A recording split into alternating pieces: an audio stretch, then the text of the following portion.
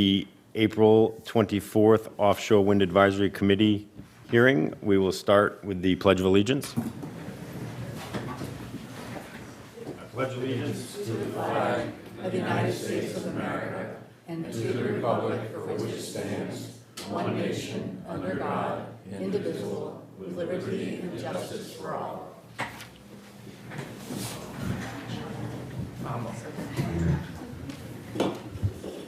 Okay, well, first of all, we have a brand new desk up here. This might be the second meeting, right? The select board had it. It's the we can thank the students at Diamond for putting this together and bringing it forward for us. So we look a little bit more professional until we speak, and then that might be a problem. So the agenda that was posted last week, we're going to go a little bit out of order because I think there are some people that might be here with concerns on an agenda item that has recently been publicized in the Shorelines, both online and the print edition that came out today, referring to a request from the Planning Board for the Offshore Wind Advisory Committee to go into a kind of a permanent recess. And we obviously are here to address that. A letter was sent to every committee member here as well as to the select board from the planning board. And I guess just for public record, I'll read it. It's a short letter, but I will read that out so at least it's in the public record, and then we can have a discussion among the committee members of how we want to move forward and address that. So this was a letter dated April 7th. Members of the board and the committee, as at the March 25th, 2025 Planning Board meeting, the board unanimously motioned to recommend to the Select Board and the Offshore Wind Committee an extended recess of the Offshore Wind Committee. The committee was created by the Select Board and charged with trying to understand the impact offshore wind would have on the town. Chaired by Jake McWiggin, who serves as a Conservation Commission representative, the committee convenes monthly and recently had a meeting with Vineyard Offshore. As there is currently no intention of a cable landing in Westport from Vineyard Offshore, and with the halt of new products from the country's new administration, it can be gleaned that there is no offshore wind project affecting Westport in the near future. The committee was not formed to debate the merits of offshore wind in general. As stated, it is about the immediate impacts to the town. The town has no purview over federal waters. Rather, its jurisdiction covers the gains, impacts, and mitigation strategies of offshore wind in town. With no current or near future offshore wind projects in motion, it is recommended that after the next scheduled meeting, April 17th, 2025, which we rescheduled to this evening, the committee will enter an indefinite recess. And that was signed by Dia Wheeler, the assistant town planner. So I guess the first discussion point, obviously, does anyone want to kind of discuss that letter? I think we have had some feedback. Committee member Thrasher, I know you have addressed it publicly as well, and I don't know if you want to talk about it. And then we can talk as a group as how we want to kind of move forward with that request from the planning board. I have certainly opined on this publicly. Thank you, Mr. Chair. I think at this time, I wasn't sure if I was going to do this, but I think it would be appropriate to go ahead and read the letter that I sent to the planning board, the select board, to the members of this committee, and to the town of Westport as an open letter. So, as an at-large member of the Offshore Wind Advisory Committee, I am writing to state my unequivocal support for the continued existence of the committee and to address the Planning Board's recent recommendation to enter an indefinite recess. The claim that the committee's purpose is no longer relevant because one project is ostensibly no longer planning a cable landing in Westport is factually incorrect and fundamentally misunderstands the committee's charge. The committee's charter was revised at my urging and approved by the Select Board to ensure that our mission was not confined to a single project, developer, or moment in time. Our scope, as adopted, explicitly tasked this body with evaluating any and all offshore wind projects with a discernible impact on Westport, current, proposed, or prospective. This includes any environmental, economic, and infrastructural concerns, regardless of whether a specific cable landing is imminent. Pretending otherwise is either willfully ignorant or perhaps just politically convenient. Let's also be clear on governance. The Planning Board does not have the authority to disband or suspend this committee. That authority rests with the Select Board, who wisely established this body to serve as a conduit between residents and evolving offshore wind policy. The Planning Board's assertion that they no longer see value in participating is, of course, their prerogative, and if the Planning Board wishes to leave their seat vacant, so be it. The rest of us are more than capable of continuing our work without their representation. What is not acceptable, however, is to publicly disparage other committee members, questioning motives, mocking perspectives, and referring to our deliberations as a clown car or circus. Those are direct quotes. Such language is beneath the dignity of public service and undermines the collaborative spirit on which Westport depends. Disagreements are expected in serious deliberative bodies, but personal attacks are not. I trust the Select Board sees these remarks for what they are, not a principled objection, but a tantrum dressed up as a motion. If the goal is to sideline dissenting views and shut down dialogue about the long-term impacts of offshore wind, then let's at least be honest about that. But if we are serious about representing the best interests of the town of Westport now and in the future, then this committee must continue. If some planning board members would rather take their ball and go home, so be it. But don't try to shut down the entire game. Offshore wind development, paused or not, is a long-term evolving issue. Westport deserves a serious, steady voice at the table. This committee is that voice, and I intend to keep showing up. Thank you. Thank you. So we've had some discussions. I think we have a 3-year term that the committee was set up for, I believe. Remember. Yeah, I believe in our I think it's 1 discussion. year. I think Yeah, it it might was have been an indefinite term, I don't It was a 3-year. So, I mean, I'm obviously a big proponent of having open discussions, having people present and speaking about major topics and major issues in town. So, obviously, I would be supportive of obviously keeping the Offshore Wind Advisory Committee. Maybe we change the scheduling of that, but obviously, I want to leave that open to discussion to the other committee members here. I'll chime in here. So I see my appointment, and it was for 3 years. Okay. So I think we can imply there that the offshore wind has at least a 3-year lifetime. And I would say that, we should continue. And however, whether we have that much to talk about going forward requires a monthly meeting. And so I would like to say that. If we do continue, I would like it to be more balanced because I think that there's a bias here in this committee. I think it's negative against wind power, and I would like to see a more 50-50 balance because there's a lot of reasons for the wind power movement in New England. And, first and foremost is global warming and trying to get, carbon out of the air. And the whole reason why we're getting rid of carbon, dirty coal and oil and other fossil fuels, is to try to get carbon out of the air so that the Greenland ice cap does not melt and that the seas do not rise 20 feet.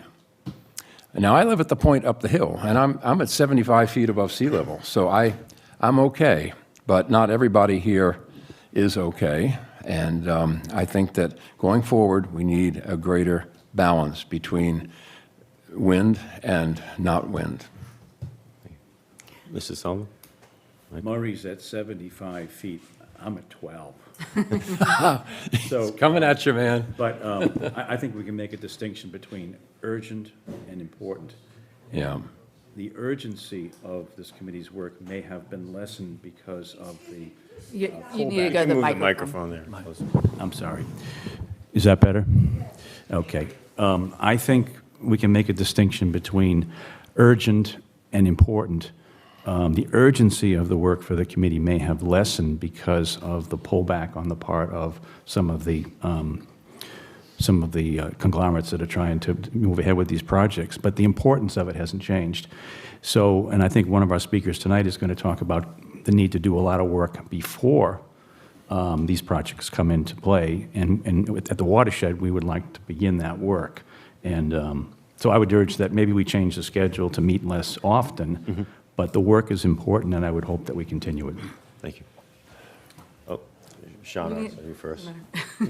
So, I also support keeping the committee, but I worry a lot about trying to find topics every month, especially when they have been somewhat contentious. And so, and I knew when I proposed this committee, or when we started it, when Constance proposed to me to create it, I was worried a lot about arguing and it devolving into, and I am disappointed that it has come that way.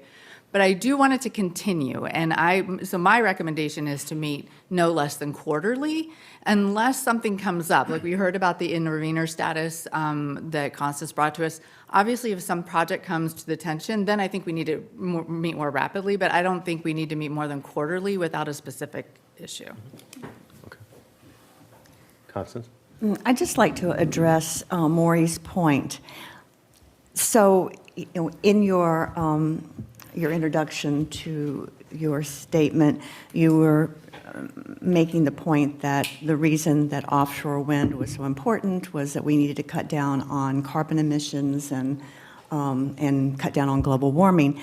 Now, there is a lot of research now that actually has come out of BAUM from the various, and it's in the Vineyard Wind 1 environmental impact statement, and also Revolution Wind impact statement, that these projects will have no effect whatsoever on global warming, or in particularly on lowering CO2 emissions. So I'm saying, my point is that there are many aspects of offshore wind that people have different opinions on, and that in and of itself, what you were just talking about, would make for a very interesting and informative panel discussion, should we want to have it.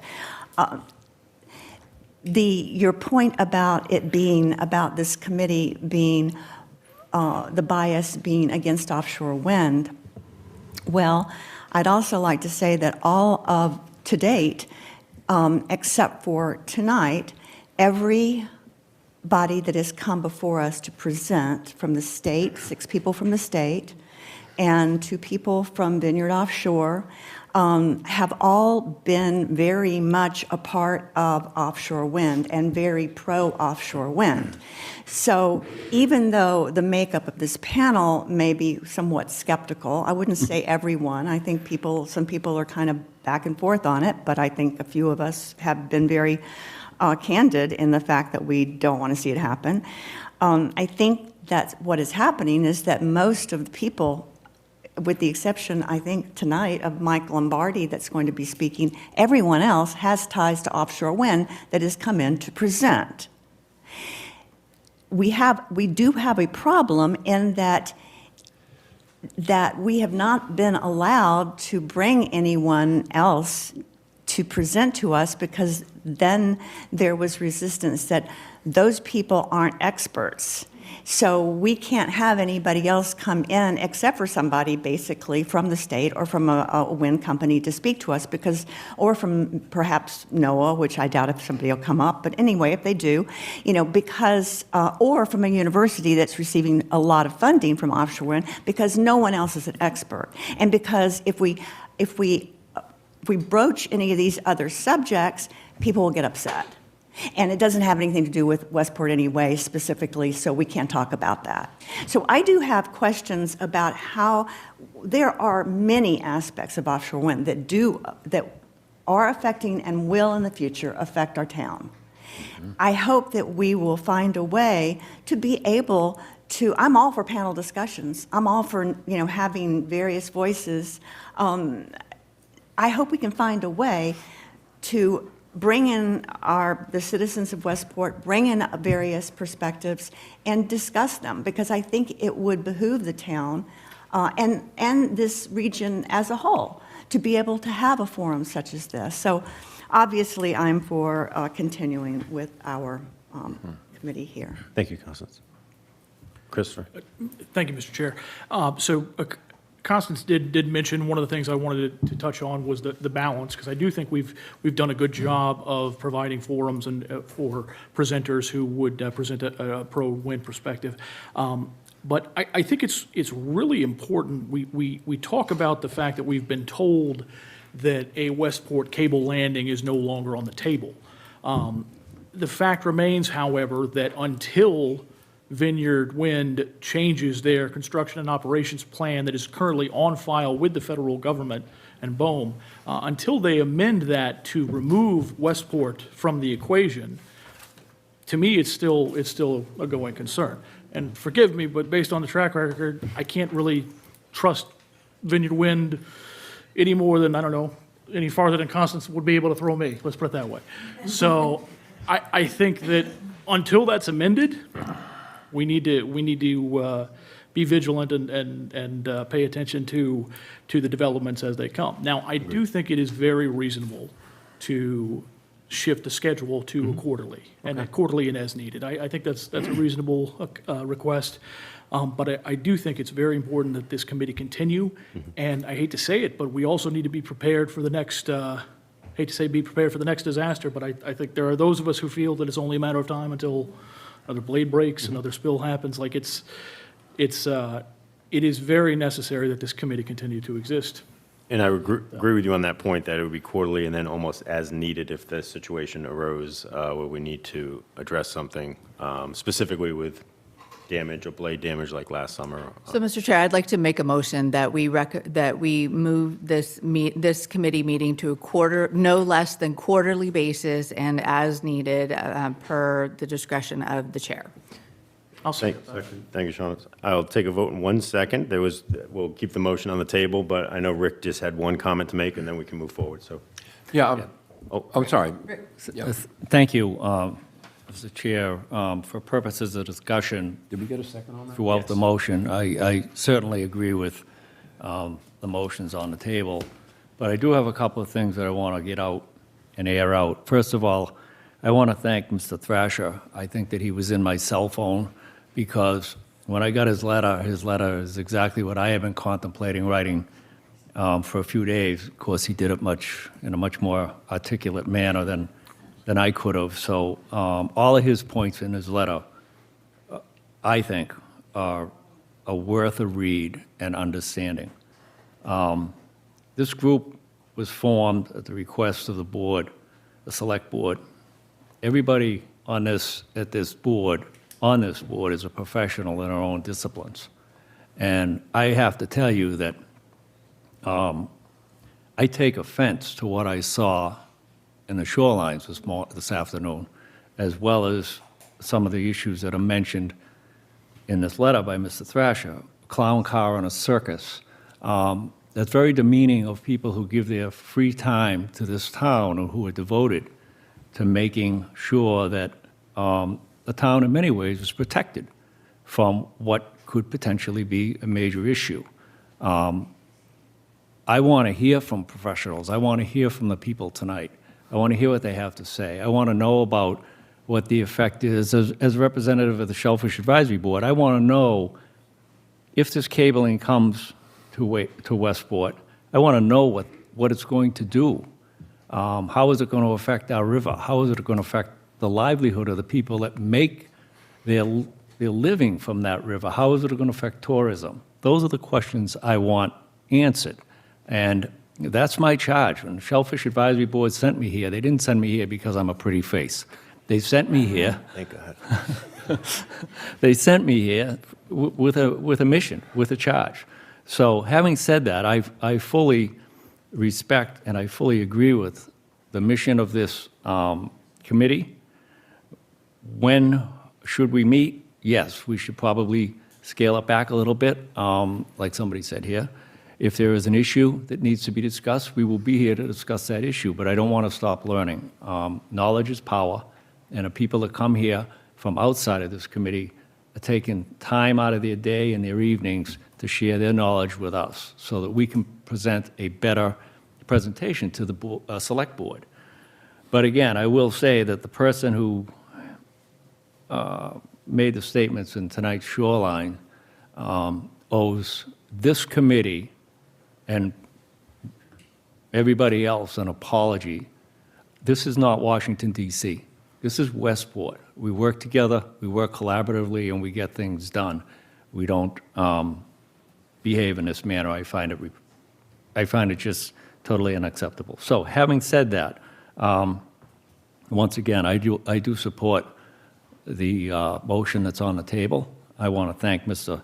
Thrasher for his letter, and going forward from there. Thank you. Thanks, Rick. Before we take a vote on the motion, that we obviously have some guests to present, so we want to get to them, but does anyone from the public want to make a comment based on what you've heard this evening? You just step up to the microphone, and you can't yell from there. You got to go to the microphone. Just state your name and your address, and then, thank you.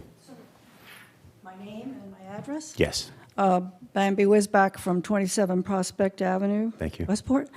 I have two things to say. Where is that other member of the committee tonight? I thought he would be here. He had a scheduling conflict at medical. I see. No. Also, I've remarked on this. I live down by the end of a Coxet Road, and we used to have seals there every year. This year, there are no seals. I would like somebody to tell me if they're out on the other side of the turbines, or, yeah, as a fisherman, you would know how it's affected our harbor. The turbines have affected our harbor. So that's the question Yes, we're trying to answer. Oh, you don't have the answer? We don't have the answers yet. Okay. Thank you. Thank you. We miss our seals. Yeah. And we don't eat the whales. Thank you. I appreciate that comment. And just to Maury's point, we have had some issues in trying to schedule balancing perspectives. Obviously, you know, from a federal and a nationwide standpoint, some of the folks at NOAA and some of the other data and research individuals have essentially said no to coming and presenting based upon the current political environment, whether for or against. So that has cost that has cost us some guests from some of the agencies. So that's something just to take into account with respect to trying to balance it out.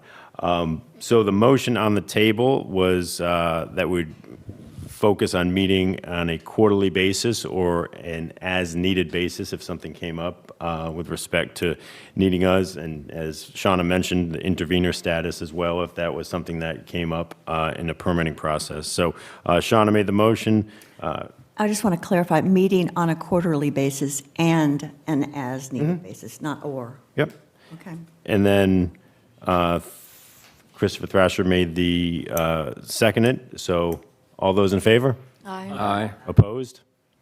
All right, it's unanimous. I'll abstain for reasons of waiting for official appointment.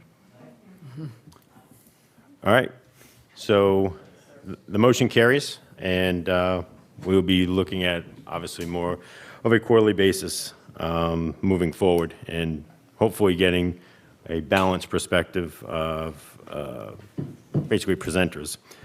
The only other two topics before our presenters that I had was essentially a general update on current events. Specifically, nothing relative to Westport has occurred. I have spoken with Vineyard Offshore. They have actually had a change at Vineyard Offshore. So Rick Musio, who used to be our liaison, our community liaison, is no longer with Vineyard Offshore. We have a new individual that has taken on that role, and I've been introduced via email, so we can always continue to keep open the line of communication there as well. They continue to stress that they are moving forward with permitting and engineering analysis in New London. The permitting would be more on a local basis, not on the federal basis. But what they're trying to do is continue to move forward, because if they do end up getting the green light, they can be in a position to continue to move forward with that new London landing. But other than that, there has been nothing else out of Vineyard Offshore. I think on a national basis, Constance had an update on Empire Wind, I think, off of New York and New Jersey.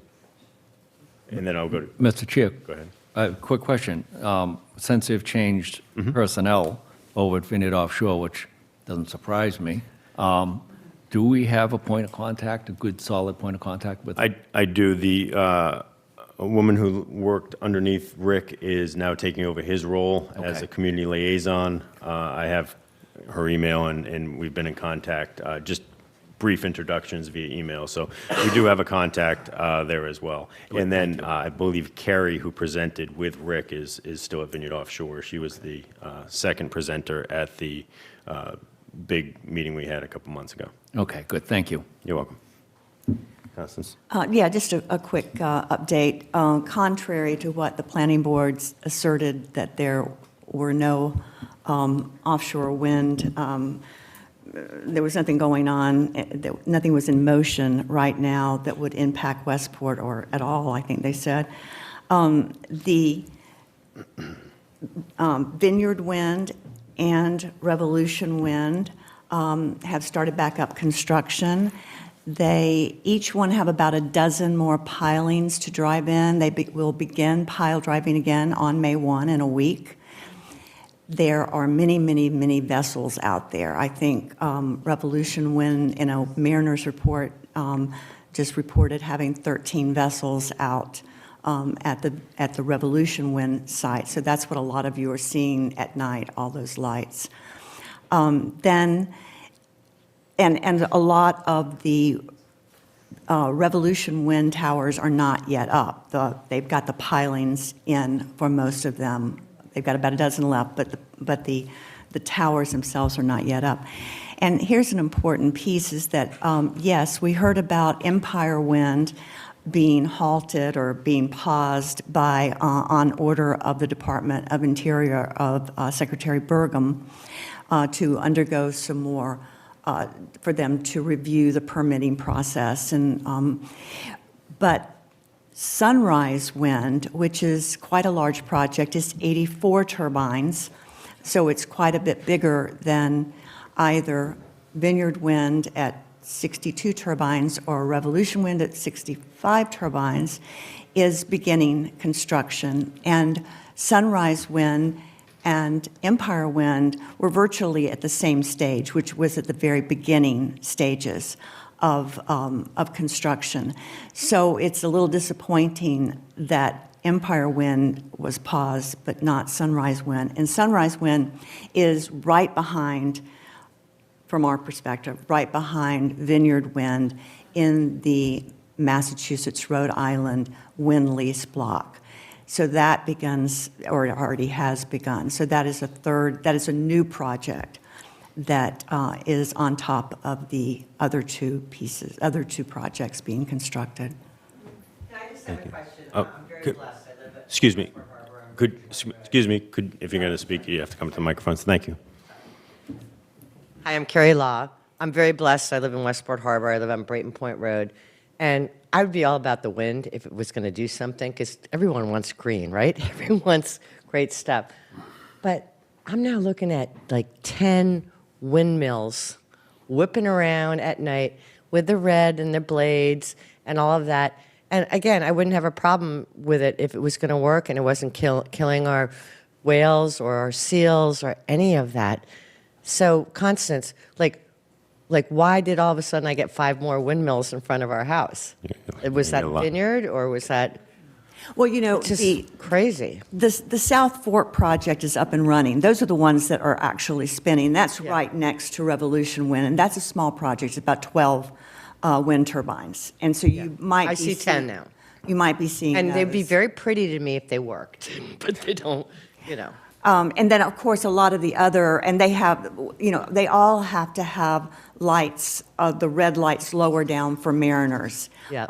But I believe that we are lucky in the fact that unlike Vineyard Wind, which they were supposed to put in lights that only come in when a plane is approaching, instead Vineyard Wind, their lights are on all the time, up at the very top. all the time. Right. And again, it wouldn't bother me if it was a solution to our world, but Yeah, and so, and so as far as Revolution Wind, which are closer to you, like I said, which the whale is right in front of me, right. and the beach in front of me. I Still don't, there. I don't know how many of those towers are actually up, so frankly, Carrie, you're going to be seeing a lot more They're going to continue. pretty soon.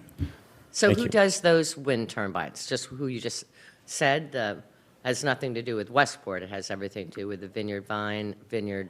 Well, Revolution Wind and Revolution. South Fork Wind are both Ørsted projects. Yeah.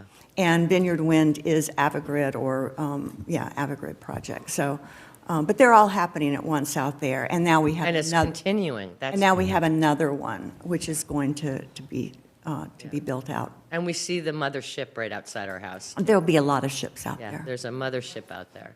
Anyway, thank you so much, and thank you for all what you do, Constance. And Thank you. everyone, really. Thank you, Constance. So I think that's it on the agenda for updates with the Vineyard Offshore update and the general update.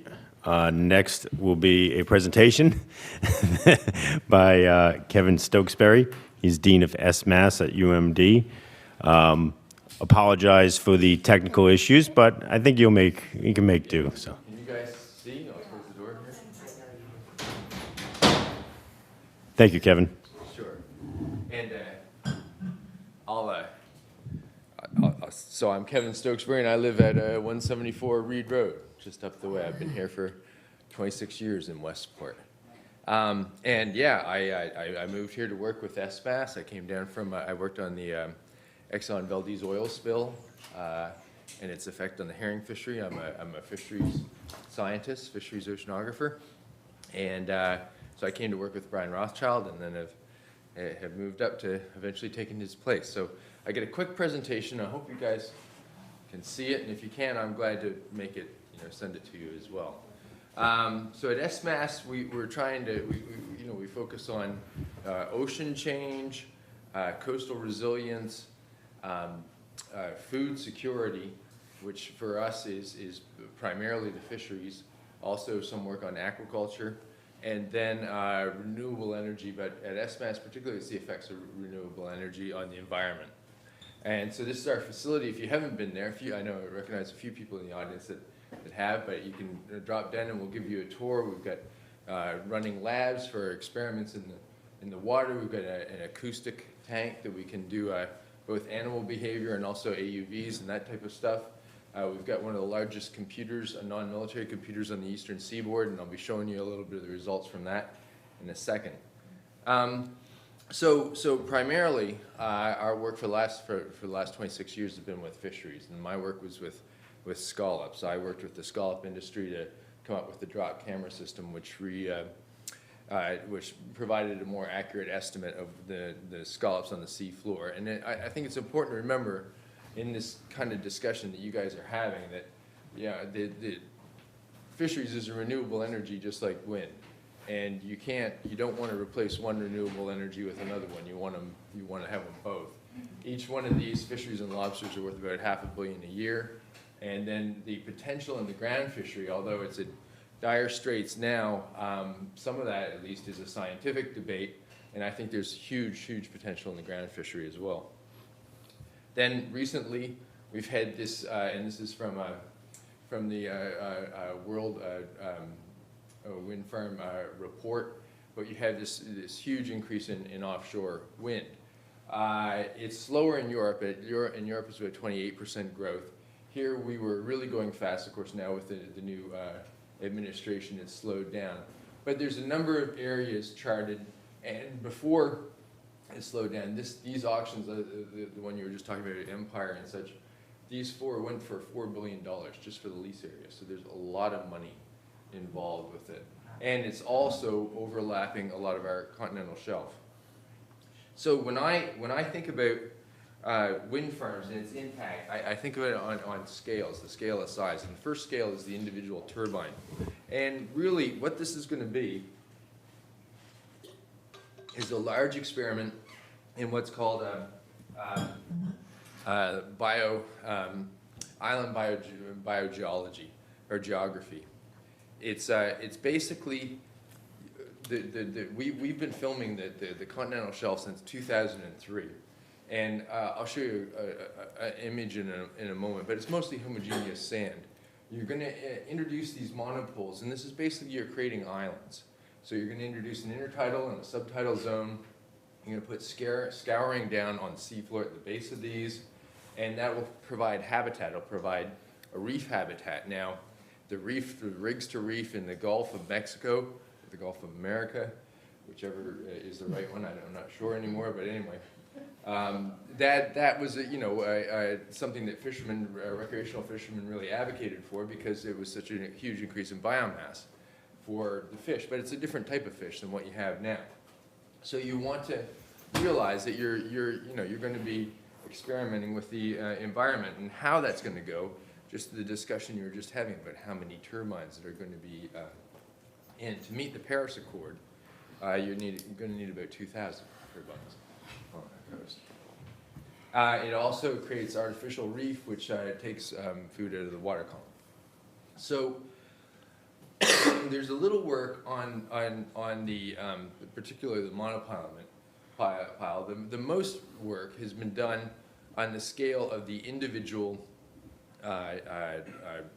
impact area, the individual farm, like Vineyard Wind. Now, when they first started Vineyard Wind, some of our actually former students worked there, and they came to us and they said, well, can we come up with an environmental impact analysis? And they said, well, we've got to go. And we went up and down the coast talking to the fishing communities, found out what kind of concerns they had, and Steve Cadron led the effort on coming up with this.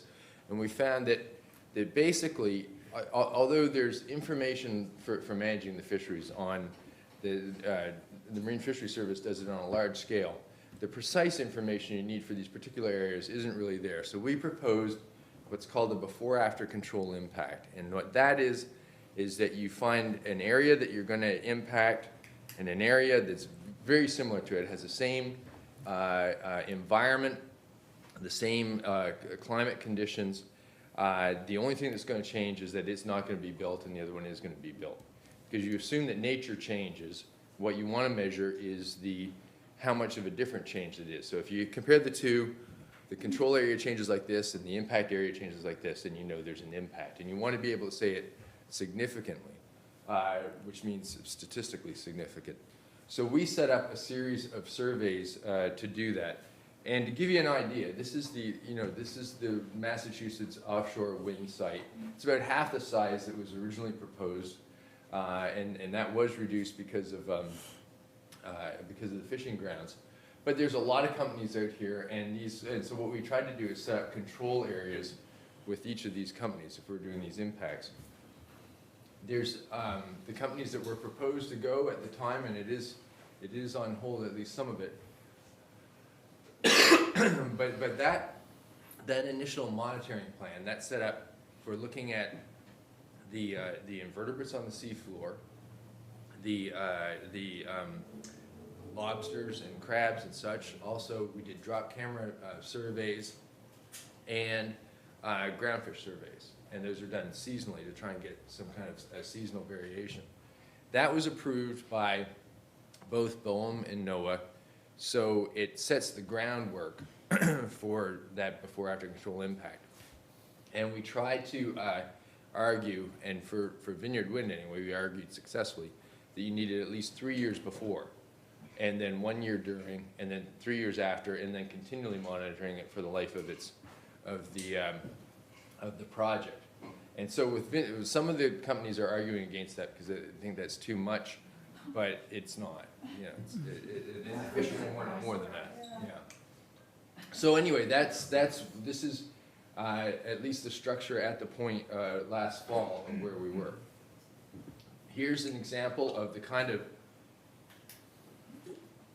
sampling intensity we're doing each year in each one of these areas. So really, pardon me, strong coverage. And then for the ventless trap, we're coordinated with the state, the same sampling procedure. And we're looking at American lobsters, Jonah crab, and black sea bass, and tagging all the lobsters. One part that we didn't realize that was going to come into effect, I'm getting over that cold that was just going around, was the larvae. No one was looking at the larval community, the ichthyofauna.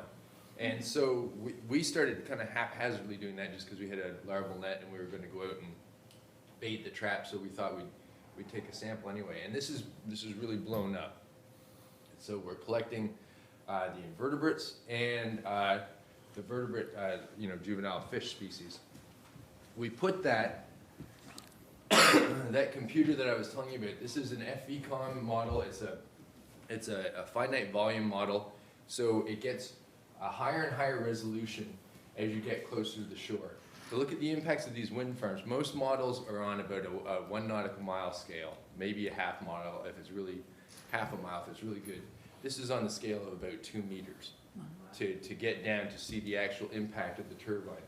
It's been used for looking at the fallout from the nuclear plant in Japan. It provides all the icing information for the mariners after the Lady of Grace capsized. We developed that, so it was tested by the Coast Guard and it's used all through the winter for all the mariners.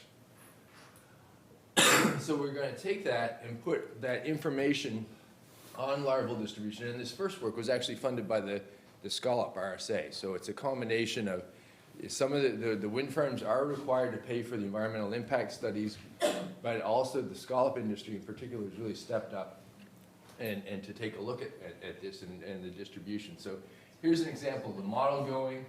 One of the reasons is because some of these, if they're farther enough offshore, you're going to have transfer stations. These stations suck in water. They use it to cool down their machinery. They release it back. It's about 90 degrees when it goes back out, and it's between 4 and 8 million gallons a day. So it's about 4 or 5 Olympic swimming pools. And so you're creating hot water sources, which could provide invasive species, species from the south. It could provide habitat. It might not, but it might. And the thing is to try and get to know it before it goes in. Then expanding up to the entire, so that you have the different farms. Then you expand up to the entire continental shelf because it is all connected. So here's again some shots. This is what we do with our scallop survey, where we simply take a photo of the sea floor and count the scallops. My students and I have done this since 1999. It's the largest drop camera survey of its type in the world. We cover the whole continental shelf here. And we use that to identify the substrat and identify, to create maps. So most maps are just expansions of the sample that you take. But these are actually probability maps. So what it means is that you can put your finger on a spot and you can say, what's the chance I'll see sand there? Or what's the chance I'll see a rock there? Then once these wind farms go in, you can do the same thing and see if it's changed. So if you change significantly change the substrate of the sea floor. And the reason that's important is because, again, that Exxon Valdez stuff, they didn't have any baseline studies, so they argued for 20 years over what the effect of the oil spill was on the herring fishery, and they still never resolved it. So you have this kind of information, at least you have something to be able to ground truth. I just have a question for you. Excuse me. For the wind farms Excuse or me. against it? I'm following you. Excuse me, he's here to present, we're not Oh, asking sorry. questions. Okay, I'm so sorry. But I will answer that. Try to anyway. Trying to follow you. So then trying to come around to Westport for, this is the type of equipment they use to lay the cable and dig the trench. And one of the things with the trench, or with the cable, that I don't think has been studied enough is the electromagnetic field it'll put it in. The electromagnet, the Earth is, it puts out a straight line, whereas these cables will put out a sine wave. Pardon me. Oh, I'll get one in a sec. I'm sorry. Yeah, I knew I was gonna. I get choked up over this because it's also. I'm starting to choke. Anyway, but the thing is, fish migrate based on their lateral lines. We think that they use the electromagnetic field of the Earth, and people don't realize how connected the entire coastline is. So back when the first energy crisis was going in the 80s, I was a student. And we tagged shad, American shad, up here in the Minas Basin. And so we tagged about 13,000 shad, and we get a shad back, a tag return from every river, from Florida all the way up to Labrador.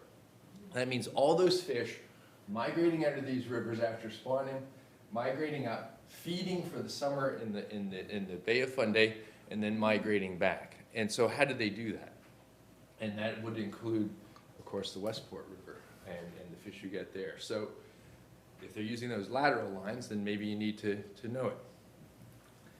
So that's a really quick overview of kind of ran really quick, sorry, of the kind of work that we're doing at SMAS and trying to do. Now, to answer your question, my for or I'm so against sorry. that. It's putting me on the spot, and I didn't mean to do that, but I just didn't know where you were going, so I apologize. no, I'm a scientist first and foremost, and I work for a public university. That means that the data we collect is public. We present our data. Our students have presented at committees. We publish our data. I get the same question when I came here and started working with the scallop industry. You know, I had some scientists saying, "Oh, it's going to the dark side or this that." That scallop work, we have published 58 peer-reviewed scientific papers on that, all cooperative, all with the fishing industry. So we're paid to do the work. We're not paid to give a particular result. I get that, because it's Yeah. all political at the end of the day. Yeah, and so that's, I mean, we will be publishing all this. I've already had 5 students do it, so. Kevin, thank you. I appreciate that. Appreciate you providing that research and that data. I think, you know, this is something that I think the committee needs to look at with respect to future concerns. I think everyone on this committee has concerns with the EMF, which you pointed out. And, you know, because if you create a wall in the Westport River, what does that create for the fish in the fish habitat? So I appreciate you pointing that out and your concerns with the impact on, obviously, the fisheries. So that would be a main concern, and if it did come forward to us and there are opportunities for us to get funding and maybe work with SMAS on that in the future. So appreciate you just providing all that data and that information. So thank you. Mr. Chair, Yes. may I ask? Yes. Sure. One question. I am very curious, as part of your work, have you all taken baseline samples or done any kind of profiling of the scour material that they're actually putting down for these monopiles? We can get samples of them. We don't have, you know, we're trying to get photographic records of them, but most of it's a concrete block. Trying to figure out exactly like where that stuff is sourced, because you know, the first part is just loose material, and then so that Right, and it varies by company too. yeah. I thought a lot of it was- Trying to track that down has been somewhat difficult. So I was curious if It that's is part a of little your. tricky. I thought a lot of it was shipped down from Canada. Pardon me? I thought a lot of it was shipped down from Canada. I don't. A lot of the boulders, a lot of the rocks that they're I using for was shipped scouring. down from Canada. No, but, no, Yeah, it might be. I'm sorry. Yeah.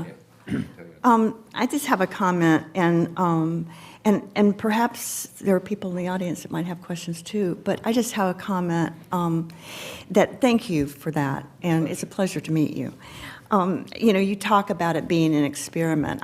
That's what we kind of feel like we're part of this grant, that we're guinea pigs and we're part of this huge experiment that has never been done anything like it to the the intensity, the enormity of what's going on right off of our coastline anywhere in the world. And so, and the fact of dropping tons and tons, thousands, hundreds of thousands of tons of scouring material on a floor that's a sandy bottom floor. So we are completely changing the nature of the seabed completely. And we have really no idea what the impacts are going to be, but we're doing it. And even though you're doing the study, what are you going to do if you find out that it's just a catastrophe and really not such a good idea? What are they going to do? So, mitigate. So I just would like to note that the ocean is not an aquarium. It's not like, oh, let's put a little castle here and see how the fish like it. It is its own natural environment that works really amazingly well, as you talked about with the fish that go up and down and all into the rivers. I was looking at a mariner's report this morning, from Revolution Wind, and they were advising mariners of that they had moved at this point 2,800 boulders to different positions around Cox's Ledge, which of course is supposed to be an area of special concern. It's a very, very important area. It's kind of like our version of a coral reef up here in the North Atlantic in a way. I mean, it's really important. So they have moved almost 3,000 big boulders, places that they wanted the mariners to understand that now there's boulders over here and there didn't used to be, so be careful with your boats and your fishing gear. So we're changing the bottom of the seabed enormously. And as grateful I am for your research, which I would think that a lot of it's being funded by the offshore wind companies, no doubt. Offshore wind, and also the scallop RSA and the scallop industry, and then we've also had funding from Mass CEC, and we do have different projects with both BOEM and some of the conservation groups as well. Yeah, I just, I'm glad you're doing that, but so whatever you find, it's kind of like after the fact. You talk about the substations out there that intake up to 8 million gallons of water a day, and then they basically put in a bleach into it and then pump it back out at 90 degrees. You wonder, well, what about the larvae in that? They're dead. That's gone. Cocopods, everything, right? So. Thank you. So Oh, go ahead, Kevin, sorry. do you have? My question is, as a scientist and somebody who obviously cares so much about the ocean that you've made it your life's work, do you feel like your work will really have any impact? Well, so there's a couple of different points on that answer, and I appreciate the question. I saw the effect of not having the data, again, with the Exxon Valdez oil spill, because that just led to a lot of lawyers making a lot of money. And certainly Cordova and the fishery there did not fare all that well from it. So you just have this, if you don't have that, if we don't know what's there and how it changes, you're going to have a continual debate. You might, once it's in, so will they take it out? Probably not. Probably not. They're probably changing it, but in a way, it's like developing the Great Plains. Great Plains will never be what they were. But that is what that's what these kind of meetings you were talking about. Why you should have this committee. This is why, because it's a social decision. 200 years ago, when Westport was first built, they dammed all the rivers because they needed power and they wanted the clean. They just wanted power. Now people are wanting to take all the dams out because they think that the fish runs are more important. There's always, and the point about global warming, and maybe the wind farms won't it certainly won't completely solve global warming. It won't do anything. But it's gonna take all kinds of solutions to solve it. So in the end, it's a human debate. But without the information, you're just gonna be dealing with opinions. So that's the way I'll think. We're going to go with the committee first, and then I'll take a few questions from the crowd. Mike? Thank you, Mr. Chair. I just wanted to say thank you to Kevin. We stopped by last week on related business and got a tour of the laboratory and all the work that goes on there. It's very, very impressive. And we're looking at what the Westport River Watershed Alliance, we're looking forward to having this resource and working with SMAS and try to answer some of these questions. So I'm excited about that. So Thanks, Mike. I think the concern that obviously everyone at the table is that we don't want to be the experiment, with the landing in Westport and realizing that it's destroying our, recreational commercial fishermen, with an EMF along the river. I think that's the thing we've brought up to numerous, including the state agencies, like, well, we don't really have the data. Well, we don't want to be that test case to determine that the 90% of the river north of the bridge, down near Horseneck, doesn't exist. So I think, and that would be something that, hopefully, in the 3-year time horizon that we may have a reprieve here, that it's something that could be studied and looked at. So I appreciate that. Do we have any, Phil, do you have a question? Phil, microphone, Phil, come on. Phil, you're on enough committees.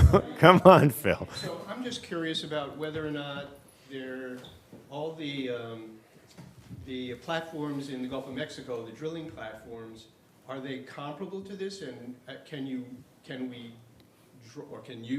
draw from what the construction impacts of those were to the environment there? Is there? Because it sounds like it's a grand experiment. No one's ever built a platform in the ocean, but that's not the case, right? Yeah, no, and I think that's a really good point. Looking more closely at the Gulf is a good idea. I looked at it just in the terms of that rigs to reef program and why that became a law, and it was a push by recreational fishermen because they like that reef build out. So, I think I would predict that you're going to have a similar kind of thing up here with that. That's going to increase that they create islands that create habitat for fish, and it has a positive effect on the. Right. So something like reef fish, it's going to be great if you like sea bass and stuff like that. If you're a herring fisherman that does midwater trawl, it's not going to be any good at all. Right. So, Thank you. Thank you. Sir, yeah, step up to the microphone, please. Thank you.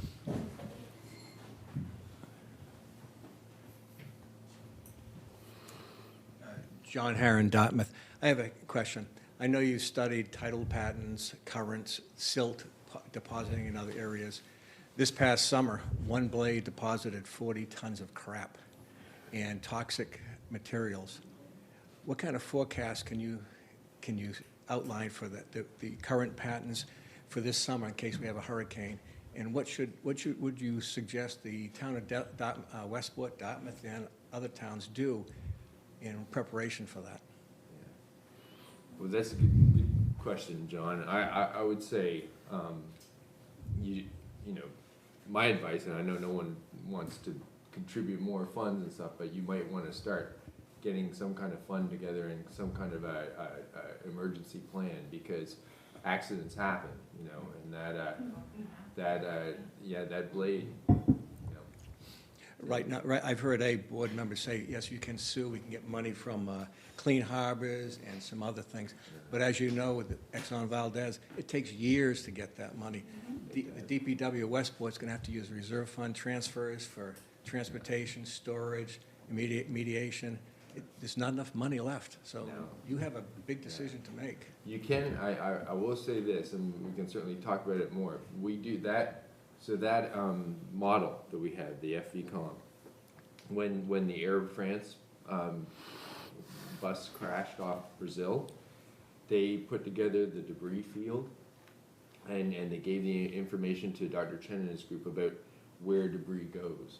And he put it in that model. and that was told where to look for the black box, and they found it. And the same happened. I remember we had two duck hunters down here in Westport. At the same time, there was a young boy that same weekend that was, well, I think he was a university student, but he drowned up a little further up in the bay, and they couldn't find him. So one of his neighbors knew Chen, and they put that debris information, and they told him where to look, and they found him. So, you know, we could try and I don't know how far down the road Chen has gone with that already, because I do know he's working with the Coast Guard on things like because, you know, I mean, in these wind farms you can't fly a helicopter, right? So you go in there and you get in trouble, you got to wait for a boat to come in, a Coast Guard boat or something. So they do need to know where boats will drift and stuff. So he's working on drift patterns and that type of thing. Okay, and there is no commercial fishing outside the 5 turbines in Block Island as the pattern has changed. Yeah. Because, you know, so things, it's very disruptive. Thank you. Appreciate it. Oh, one more. You want? Just step up to the microphone, please. Oh, okay. Does that come out of there? Can you- No, it's for the video. It's for TV, all of our viewers. Very Great loud. ratings. Your presentation was great. It made me think, and I hope you would agree, that we as Westporters need to think of a larger area. We can't just stop that it's not coming up our river. Would you agree that your presentation would make it obvious that we need to be concerned with Martha's Vineyard and New London? It's all the same wildlife, it's all the same water, it's all the same beaches. We're all affected by it. It is not just here.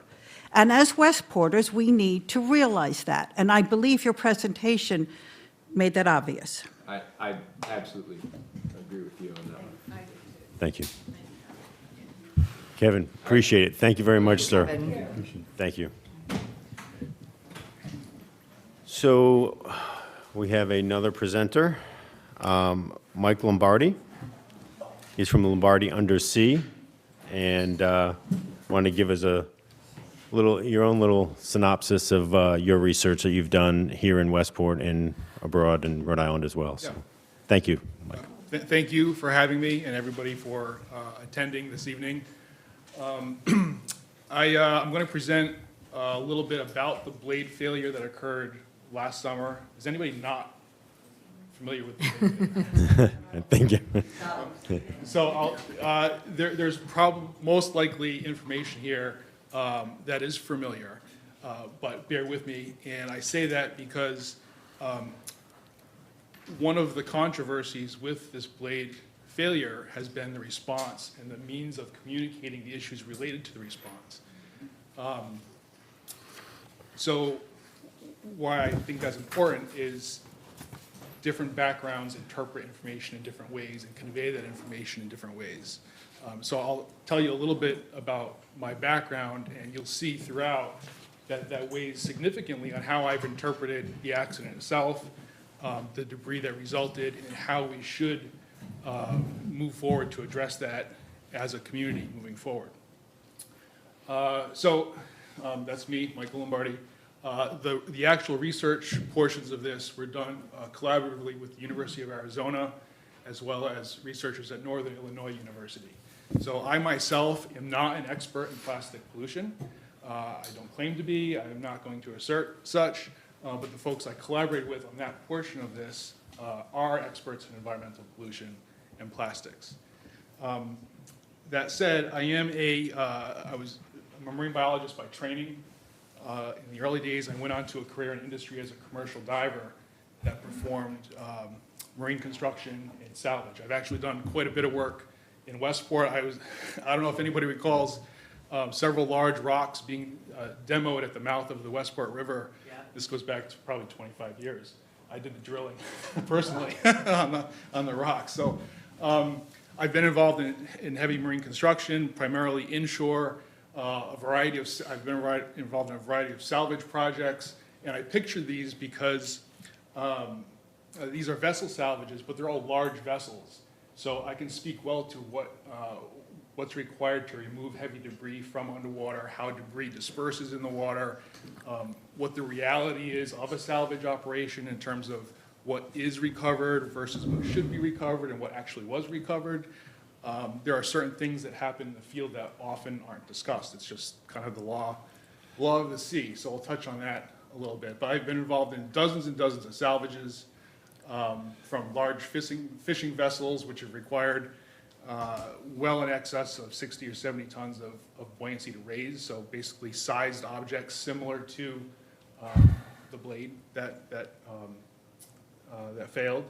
And then this was a shot from Hurricane Sandy, where I was responsible for salvaging lots of smaller vessels, and I reference those because smaller vessels construction is similar to a blade turbine, right? There's a foam core that makes up the structure of the vessel, and then they're wrapped in fiberglass for their structural integrity and waterproof material. So I'm aware of what happens when these things go in the water, they break apart, they disperse, and what's involved in picking them up. As a scientist, so you believe I have some credibility to speak to science here, I am very actively involved in the marine science community as a diver for hire. So I'm brought in to support a variety of underwater work, which has taken me all, lots of local work, and as far as the South Pacific and Antarctica and all places in between. This image, all these white fuzzy-looking things, it's our northern coral. It's a hard coral, very similar to a Caribbean coral. And I've been collecting and providing specimens to researchers at Roger Williams University and Boston University who are looking at microplastic uptake in these corals. So I have been involved in microplastic studies. I understand how to handle marine specimens, field samples, field sampling methodologies. And I'll point out that, just for fun, the scientists liked me enough that they named a fish after me about a decade ago that I discovered. But importantly, it was a discovery made in very deep water where very little science has been conducted. So emphasizing that while we do have ongoing studies to monitor, to mitigate, understand routine things, when we put ourselves in unknown environments, there are questions we can ask and mechanisms to sample which result in discoveries every single day. This was one such discovery, a new species of fish. So I'll offer up front, by way of conflicts of interest, I have none. The scientific part of this was not funded, so this was done in kind, it was done gratis, basically as a concerned good neighbor. I like to think that what we're offering here is very purely as a good neighbor to the committee, to the town, to the community, and that the purpose of this is really for educational purposes. Nothing I'm going to offer should be weaponized, should be viewed as concrete evidence of anything, but it's purely educational. You'll see that there are a lot more questions than answers that we have through this work. Okay, so the incident overview, we've all said we were familiar with what happened, but in short, the blade labeled AW38 at Bermuda Wind 1 failed. It was a catastrophic failure. We had some, the numbers have varied in the media from 40 to 70 tons of debris. And it was made up of anywhere from very small to very large pieces. So we saw that in the media. We've seen it wash up on beaches. That's a real fact. There were beach cleanup efforts. Did anybody participate in beach cleanups, even just voluntarily? So I know a few people have picked up debris, and debris continues to wash up. So there were some coordinated cleanup efforts to pick up bulk debris. Now, keep in mind, we're going to separate shortly bulk debris from microplastic debris. Okay, and then in last October, the salvage company Resolve Marine conducted a salvage operation on site and did remove some amount of the large blade segment that was left on the bottom. Now bear in mind, the incident occurred in July. That material sat on the seafloor, presumably moving around, breaking up to some extent, and wasn't touched until October. That's a problem from a response scenario. When we've been involved in vessel salvages in the past, the Coast Guard demands immediate response. And it's primarily for navigation purposes. That's what the Coast Guard's thinking. Is this a hazard navigation? Obviously, in over 100 feet of water, it's not, but there's floating debris that is, right? We all saw that. So there's an issue there that needs to be resolved in terms of the response, and we'll talk more about that. Okay, and then, as of today, like we heard earlier, debris continues to wash up. And this is basically what it looks like. So this is an image borrowed from Nantucket. And I'll emphasize as well, the science portion of this, I could have performed anywhere. I chose Westport because it's close. It didn't require a ferry ride over to one of the islands. It's just close, convenient, but the work could be expanded and conducted elsewhere, and it should be. So in any case, we have these foam pieces on the beach. And I got my hands on some of the debris. And this is a very simple thing, but important to observe that there are elements of the debris that float, right? The green foam. I'll pass these around. And then there are elements that sink. All right. So part of characterizing an incident, a debris incident, an oil spill, anything, is what are the physical characteristics of what we're dealing with. So we have floating debris and we have sinking debris. All right. So you can pass this stuff around. I want them to get all these back, so nobody. I don't want to see them on eBay. So we have floating debris and sinking debris. We are going to focus primarily on floating debris because that's primarily what washed up on our beaches, because it floated up with the waves and landed on shore. So another fact is that polluting the ocean is illegal, and this was clearly a pollution-related event.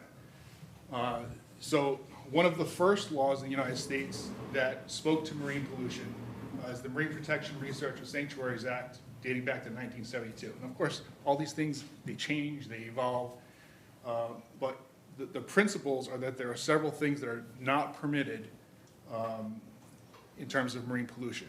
And they're worth reading, that one is persistent, inert, synthetic, or natural materials which may float, passing around the green floater, or remain in suspension in the ocean in such a way that they may materially change or impact fishing, navigation, or other legitimate uses. Oil of any kind or any form, we're all sensitive to oil spills, but note, this foam is a petrochemical produced material. So while it's not a bucket of oil, it's still derived from fossil fuels, from petrochemicals.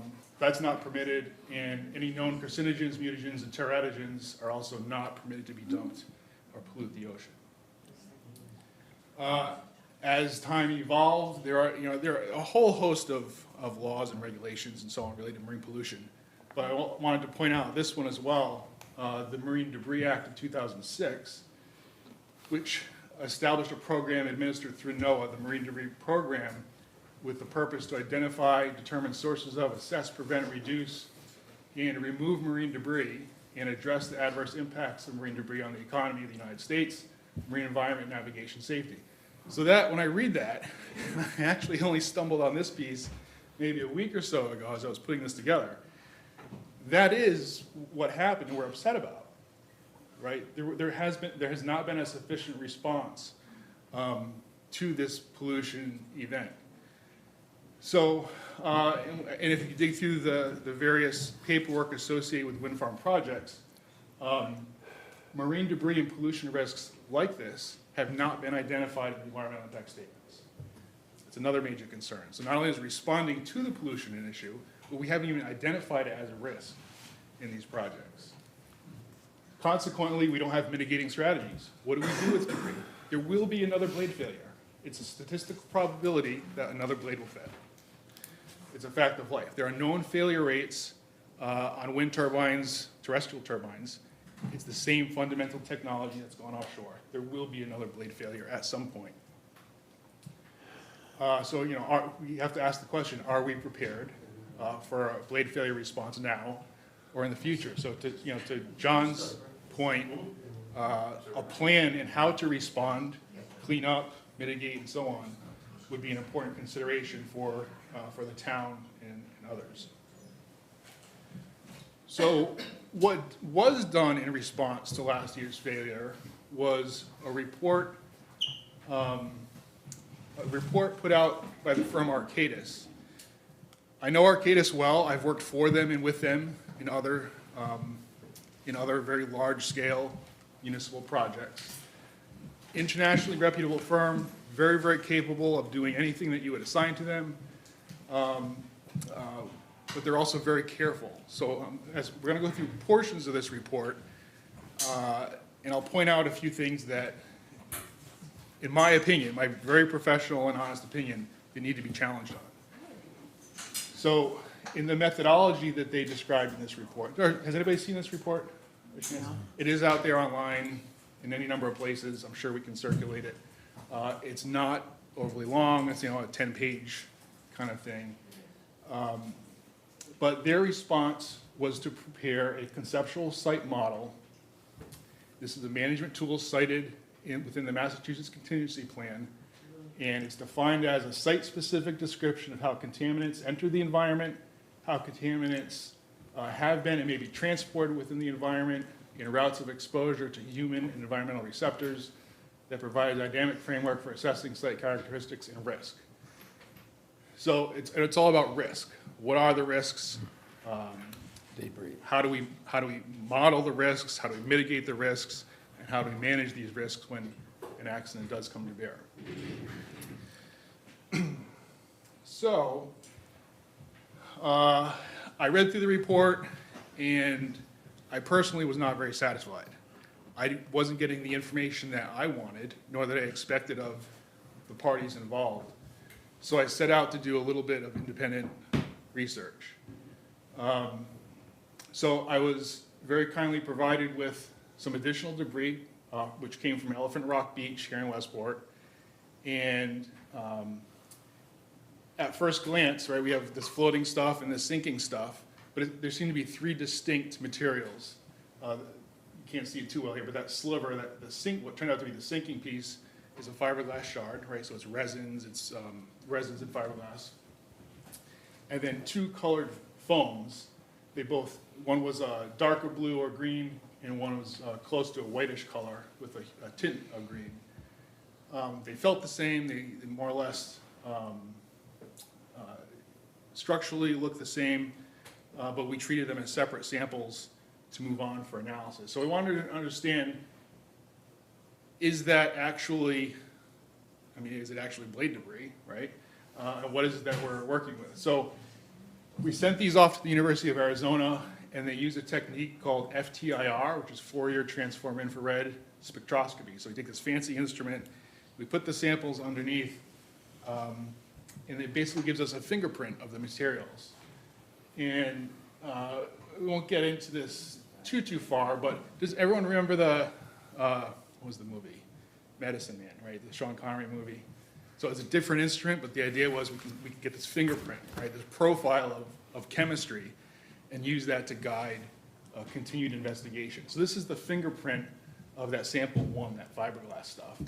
And then we basically go through a library of known chemistry, known compounds, and we say with some degree of certainty what we have matches the knowns. Now, also important to note is that environmental samples of all types are inherently dirty samples. So it's almost impossible to have a 100% match of anything because it's not a pure sample, right? But with a very high degree of certainty, we can say we know what this is, and these chemical compounds align with what were in the material safety data sheets of the manufacturer. So we know we have really no surprises of what the chemistry was. So we knew what we're dealing with. The sample 2 and sample 3, the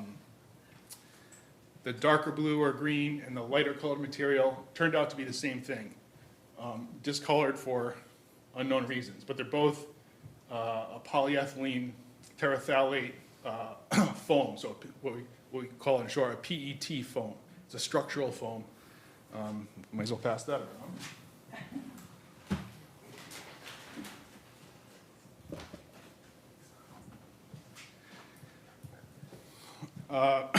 So it's a structural foam. As you can see, there's layers to it. So the base material from the factory probably comes out in sheets. They're laminated together with the resin, which are the lines in between, and then eventually machined to come up with the actual geometry that they want for the inside of the blade. As you're passing that around, you probably notice that it feels gritty, right? It feels sandy. So I had this stuff on my bench, which happened to have a dark covering to it. And just from handling the material and knocking it around a little bit, I realized that all this sandy, gritty stuff was coming around. So at first I said, well, maybe it's just beach sand, it's salt that's been stuck in the material. After a closer look, it turned out that on the left, this is beach sand. On the right are PET foam particles. Okay? They're indistinguishable to the naked eye. So, if you saw a pile of sand, you wouldn't be able to tell the difference. So, seeing that and appreciating that, I said, this is a hard thing to study, a really hard thing to study. I'd say it took a good 3 or 4 months this winter to figure out the right path to take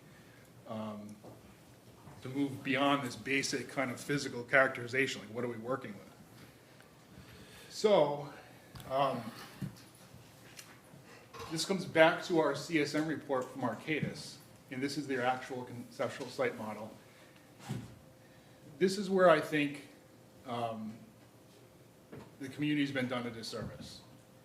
And again, I don't say that to weaponize anything. I say that as a professional that understands what we're up against, the nature of the contamination, and how difficult it is to study. But we're going to spend a little bit of time with this. So we have our present scenarios. This was at the time of the accident, last July, August, whenever they got around to finally starting to prepare this.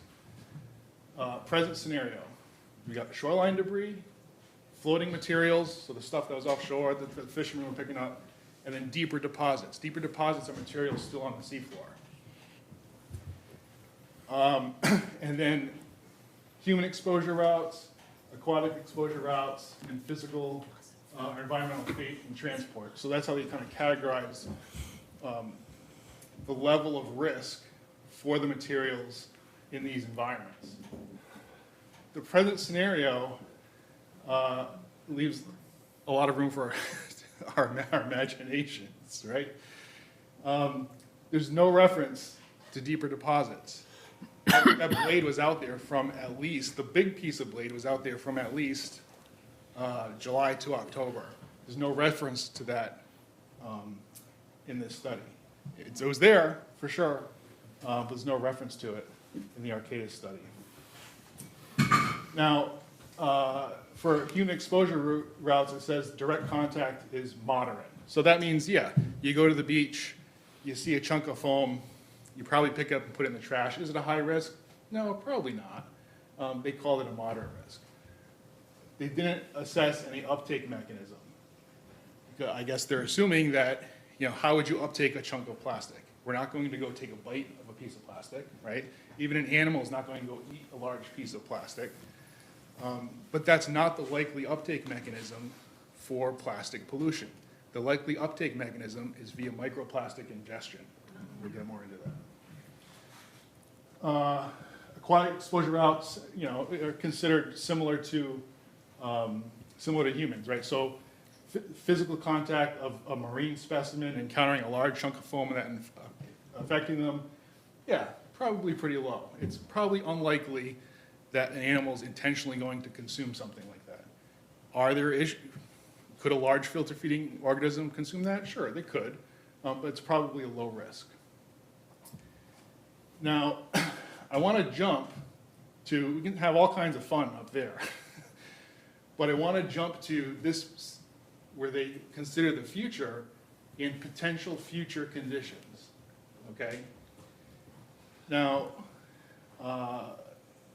In the future, meaning now, right, where how many months passed, there could be remaining debris. There could be degradation byproducts, meaning this material breaks down into other contaminants. And there could be microscale particles. Well, that's a gross error and omission on the part of the report. Everybody that felt that grit on their hands, those are microplastic particles. Those existed here. They existed on day one, okay? They were not considered as part of this report.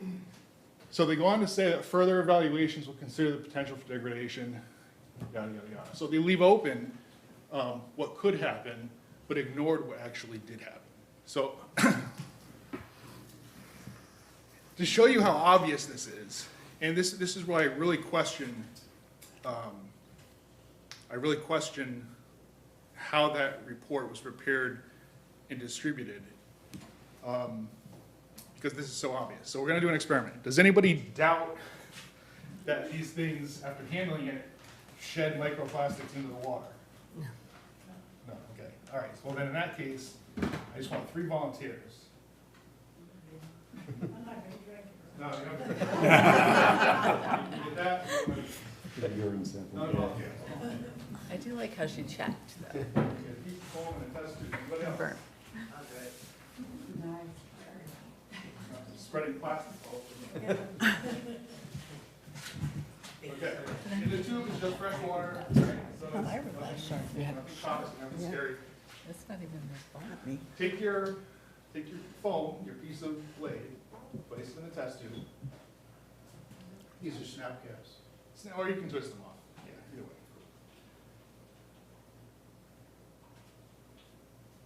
All right, just give it a little, and then look in the water.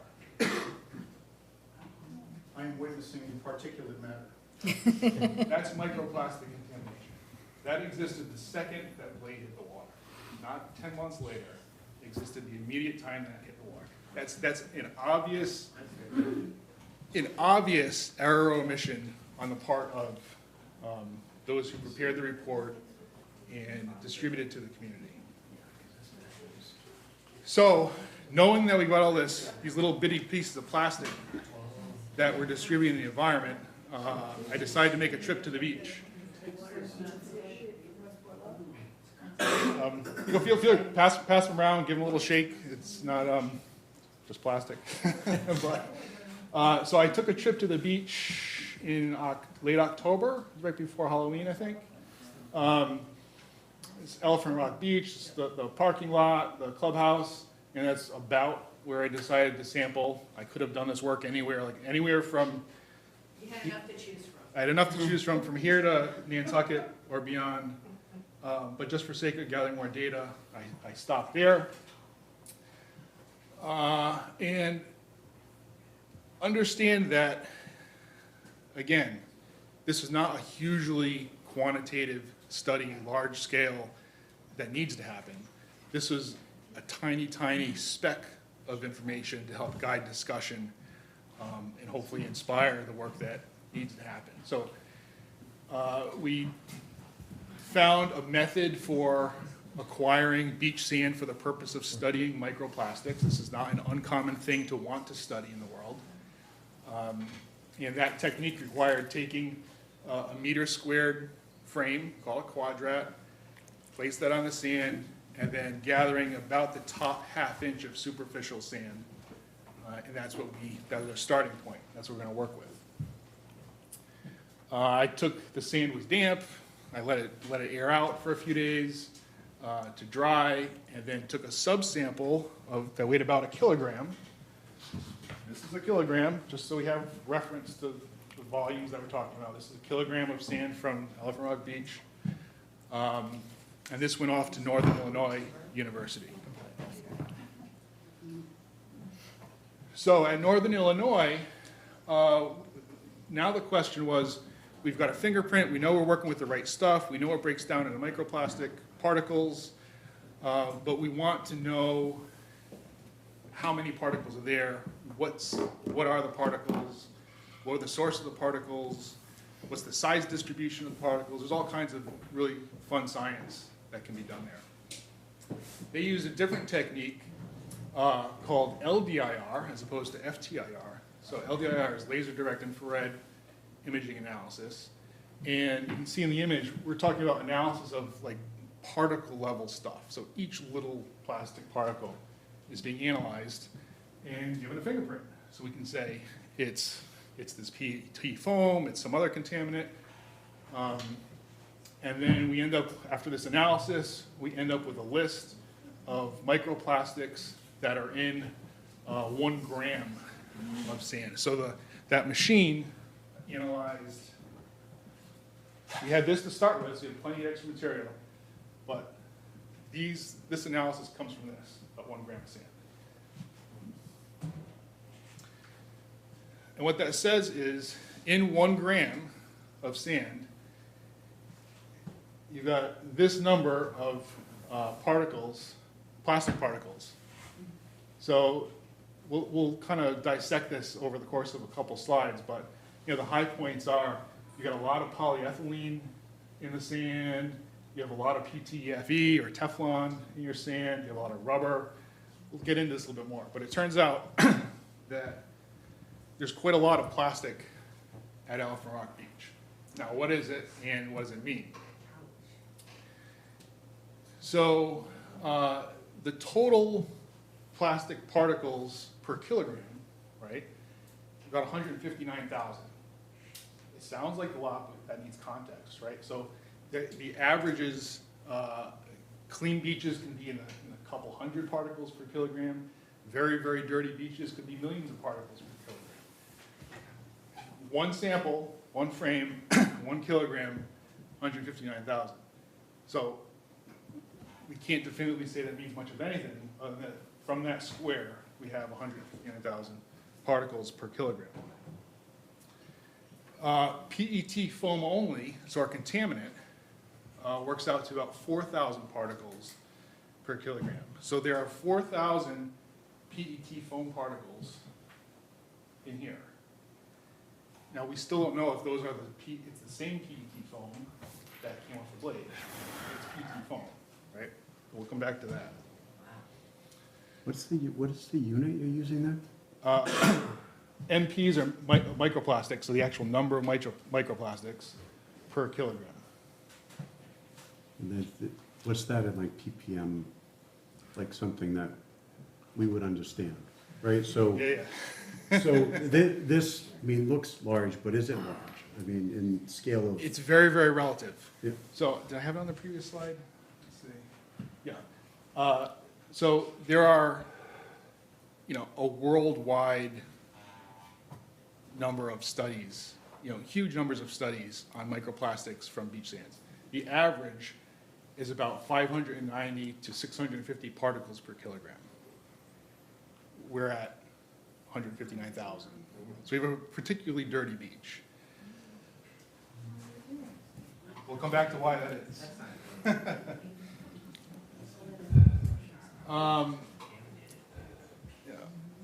Okay, so if we take our 1/2 inch of surface material gathered across the square meter, the total sand collected was about 6.14 kilograms, and then we extrapolate our numbers. In that frame, in that square frame, there are almost 1 million microplastic particles. Sounds alarming, right? But it still needs context. And almost 25,000 PET foam particles in that square meter. Elephant Rock Beach, and this is just done crudely on Google Earth, is about 1,700 square meters. So total, if we extrapolate again from one sample, which doesn't mean, it's by no means conclusive, but it's an interesting reference point. If we extrapolate, we've got over 1.5 billion total plastic particles across Elephant Rock Beach, and almost 42 million. Only because of the board of Elephant Rock. Should I be concerned about this? Excuse me, ma'am, let him continue with the presentation. Thank you.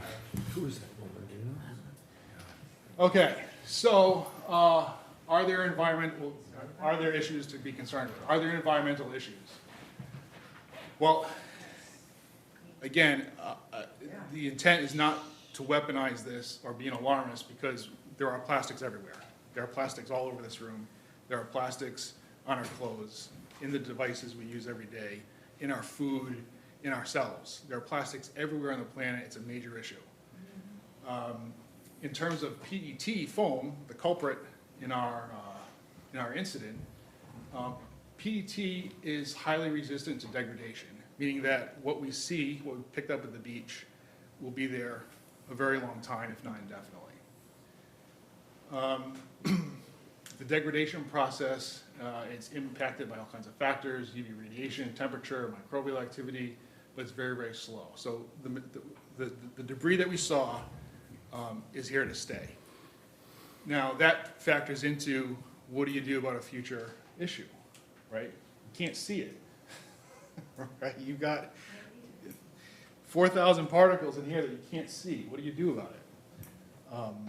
I don't know. What's the typical microplastics in a bottle of water?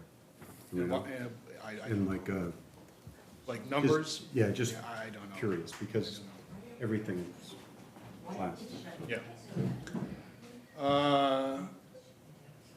Okay, so we know that they break down to microplastics and can be ingested. By way of environmental impact, the presence of PET and other plastics obviously can affect marine ecosystems, affects the health of marine animals, disrupts habitats, and can lead to the ingestion of plastics by a variety of marine species. And we know that to be true. There are plastics in all living things. It's just a fact of life these days. It's becoming more and more of an issue that has some awareness to it, but it's still not addressed at a regulatory level, that it needs to be, so that we can consider the risk and how to mitigate for these types of industrial programs. So is it an issue? Well, particle size matters in a big way. This is the distribution, the size distribution of these particles from Elephant Rock Beach. All of them are I say all, 90+% of the particles are between 20 microns and 100 microns.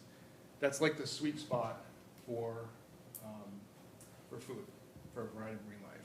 So to the point of shellfish, sponges, tunicates, various planktonic creatures, this size particles are the size that would be uptaken fairly easily by a lot of these animals.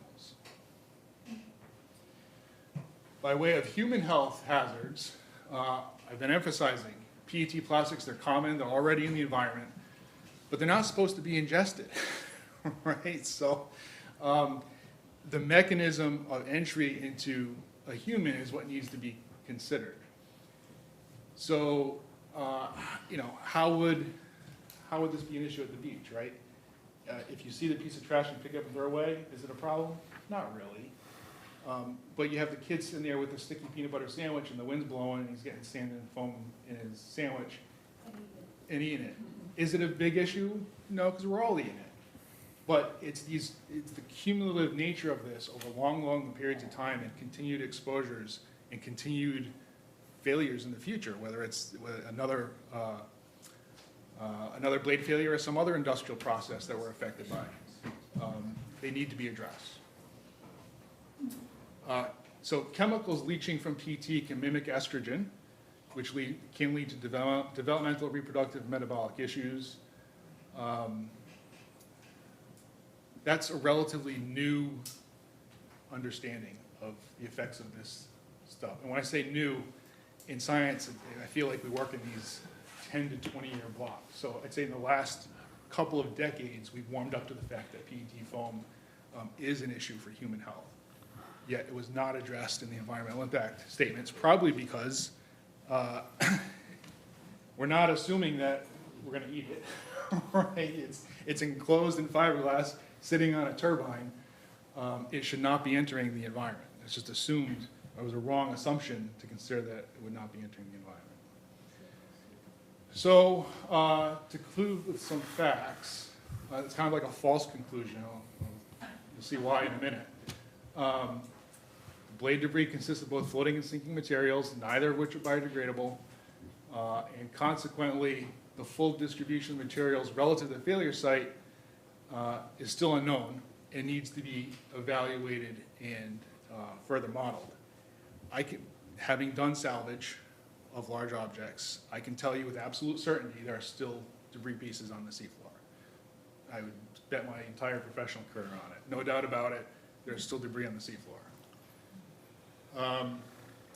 Floating components, such as the foam, is readily susceptible to break down into microplastics. Now, another interesting characterization of this stuff is that some may say, well, if it floats, how are shellfish and other marine animals going to uptake it? PET itself sinks. It's heavier than water. But constructed as foam, right, it has air in it, so it floats as pieces. So as it breaks down into microplastics, it's sinking. This post-incident CSM report did not address the obvious microplastic issue, which I pointed out. A quantitative survey is possible. That should have been obvious to the developer, to the firm Arcadis, as well as to the federal government, right? NOAA and the EPA and others who should have responded, they know this stuff. They do microplastic studies. This is a known thing.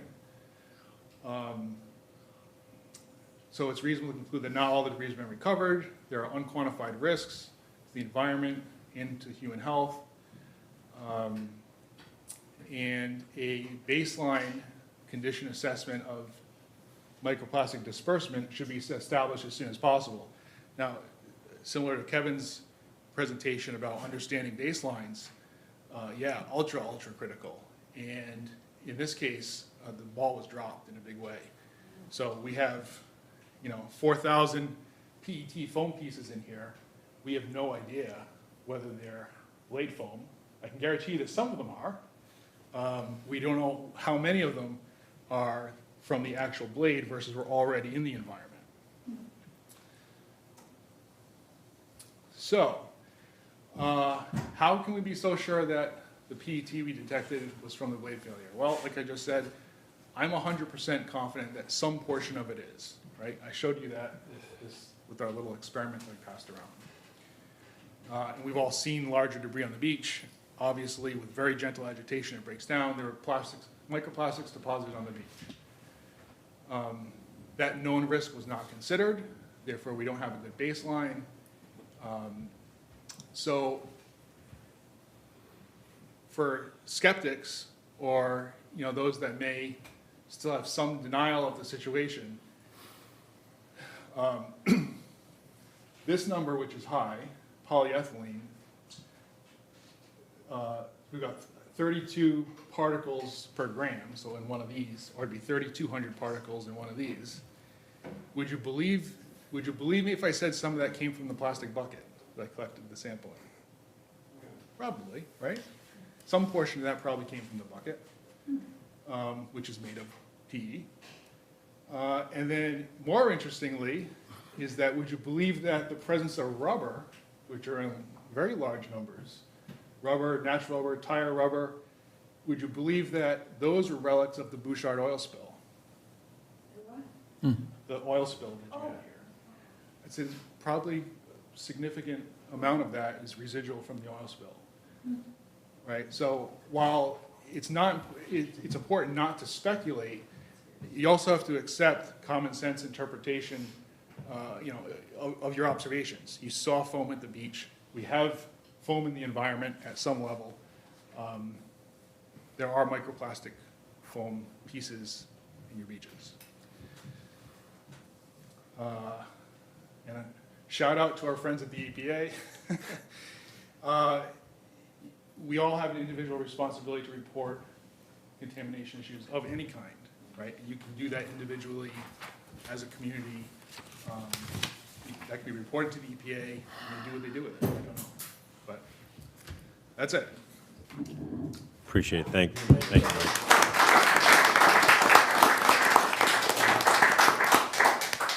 So for everyone in the crowd, I think this is probably one of the better meetings. This is how I kind of envisioned the committee moving forward, with actually having professionals and scientists and researchers here presenting their information to get us thinking and working forward, with respect to that. I think with Mike's work already, we now have a baseline from last year. That is the baseline, and if we have another blade failure, that will provide us a data point when that does happen. If you need any more fiberglass, I got about a trash bag full of it that I have collected as well, and I kept it because I wasn't going to turn it in. But I think the one thing you pointed out, which I think is important for this committee, is in the role of the committee, and I think that was Shauna's vision in the first place, is for us to be created for almost to try to get a response rate, right? So we as a committee can maybe power in numbers reach out to whatever company has the next failure, and maybe find ways to increase the response rate.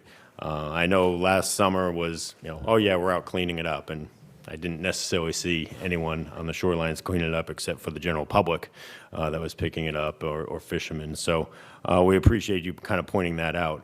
That's kind of all I had. If there's any committee members want to make a comment, and then I will open it up to the general public. It does occur to me that, Constance mentioned earlier that the Secretary of the Interior halted the Empire Wind project. The basis of halting that project was a fault in the documentation, or the permitting process that the documentation provided. One thing in your presentation that did stick out to me was that there was no mitigation plan for this type of eventuality that was included in the permitting process for Vineyard Wind. It strikes me that might be something the committee should look at, and perhaps even attempt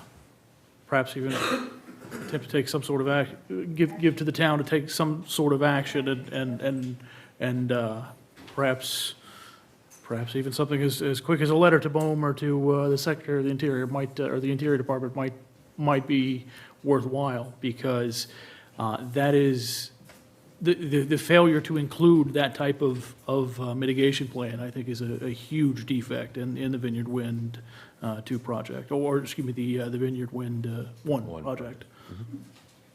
Thank you, Chris. Thank you.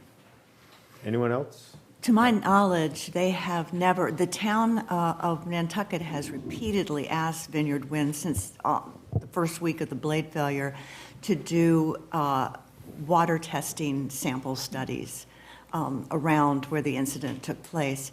And to my knowledge, they have never done that, or if they have, they've never reported out on it. I'm not aware of any follow-on data to the original Arcadis report. I will say I'm always cautious of kind of targeted data collection like that. And I even, I admit that here, that this is a very small data point intended to make us ask questions. The level of study that should be taking place, in my opinion, is sprawling and costly. And it's also incredibly difficult. So remember, so Arcadis broke down to, shoreside debris, in-water debris, and then bottom debris. Sampling at the site accurately, in some form or fashion that resembles putting that square down and collecting a nice, concise sand sample. Doing that out there is extremely difficult. Doing it once is extremely difficult. Doing it hundreds of times, radiating out from ground zero, is even more difficult and expensive. So speculation, but I think the response dragged because there was some recognition that this was very complicated.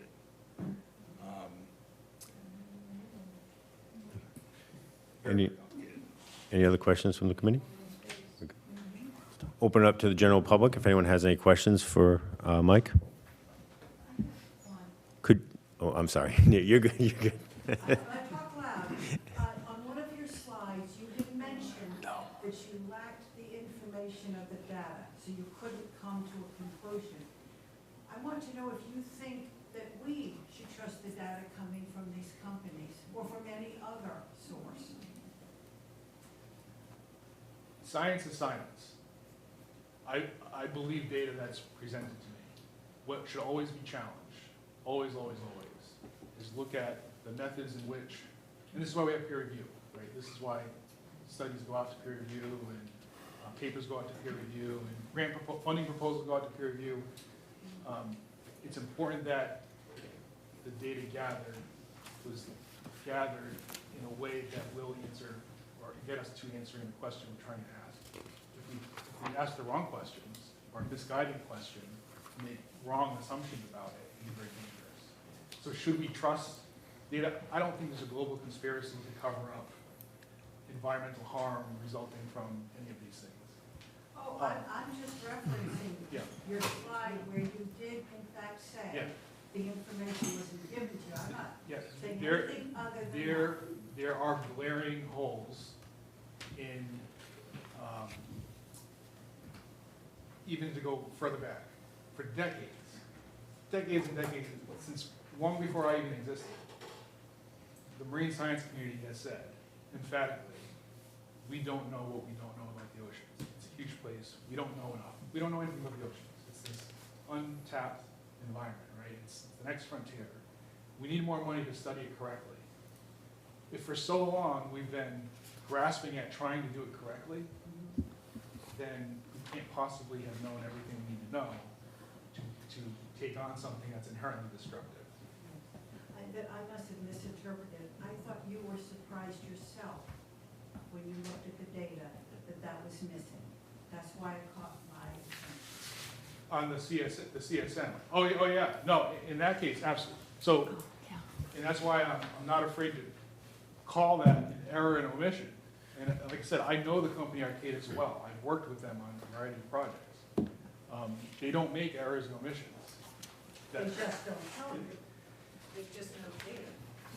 There's just no data.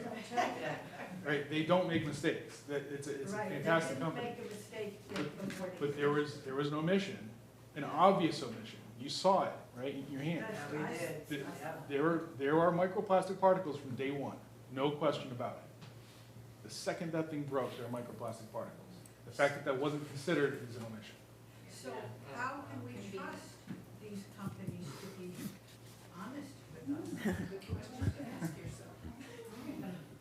I don't know. What can we do? I don't know. That's above my pay grade. What can we do? Well, thank Well, you very much. Thank you, Mike. Appreciate it.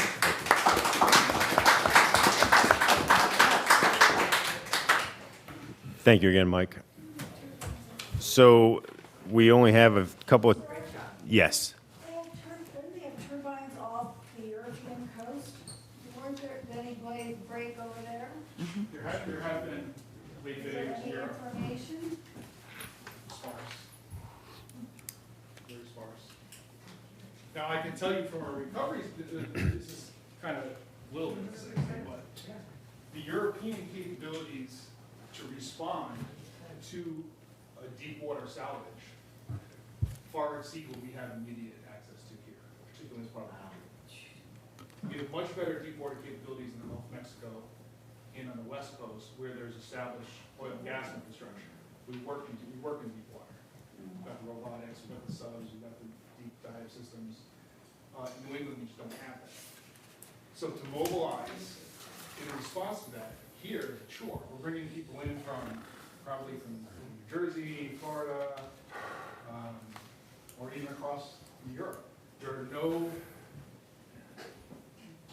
no deep diving response capabilities that could roll out of bed today and be on site tomorrow to respond to the next wave there. Nothing here. Isn't Avangrid Dutch? Avangrid, yeah. Still got why they're here. Yeah, most of them are European, I think. Yeah. Sort of. Interesting. Thank you. We're just going to move on to our next agenda item. This will go very quickly. We have 3 months of meetings, meeting minutes that we have to approve. The first being the January meeting. Members present for that. Yeah, Mr. Chairman, I actually was not totally absent at that meeting. I was there for the first 30 or 40 minutes. Okay. So if you were to say something like, members present, Maury May, left at 6:15. That was, yes, that was. Yeah, okay. We can make that addition to that. Yeah. We'll approve the minutes, but we'll add that addition to it as well with that in there. So for the January 16th meeting, those present were myself, Rick Smith, Christopher Thrasher, Constance Gee, and Shauna. Do I have a motion to approve those minutes from January 16th? So moved. Second. Rick, and then Shauna. All those in favor? Aye. Opposed? All right, those minutes are approved. February 20th, 2025, members present, myself, Rick Smith, Christopher Thrasher, Constance Gee, Maury May, Bill Sheehan, and Shauna Tees. Do I have a motion to approve the minutes from February 20th? So moved. Second. Rick made a motion, Shauna seconded that. All those in favor? Aye. Opposed? It's unanimous. And then the last set of meetings, minutes were from the last meeting on March 20th. Members present, myself, Rick Smith, Constance Gee, and Shauna Tees. Do I have a motion to approve the minutes from March 20th? So moved. Second. Rick and Shauna, I think we have that on. Trying to make it easy. You guys are good on For the that. clerk. That's great. We got this down. All those in favor of approving the minutes on March 20th? Aye. Any opposed? Expressed as abstention. I was absent for that meeting, so I'll abstain for that vote. Unanimous, thank you. Yeah. That's all I had for business. We have some other general business, and then we're also just going to maybe talk about the next meeting date. So, Mr. Chair, I have one brief item that Yes. would fall under the topics not anticipated within a 48-hour time period. That's fine. Earlier today, the Select Board agenda for the next meeting was finalized and submitted to the town clerk. That agenda includes a discussion item on the Offshore Wind Advisory Committee. I would like to propose a motion that the committee, the Offshore Wind Committee here passes a resolution resolved that the Offshore Wind Advisory Committee encourages the Westport Select Board to make no alterations to the charter, scope, purpose, or term of the Offshore Wind Advisory Committee and requests that the Select Board take no action as to the composition of the committee. Second. Well, we do have one vacancy now, don't we?